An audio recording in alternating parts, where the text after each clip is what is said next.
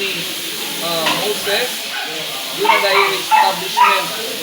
Ay dili, sa panahon ni Abraham, na dayo Isaka, na akong dili, doon na kanang relationship na buti pakita sa Diyos na ang Diyos na ay tanan kanina ang mga tao mga suot. So sa isip niya siya,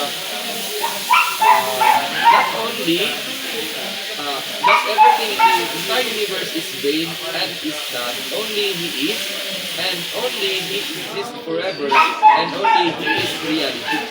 So siya di ay ang tanan mga igsoon, and He is everything to the people whom He created and who belong to Him.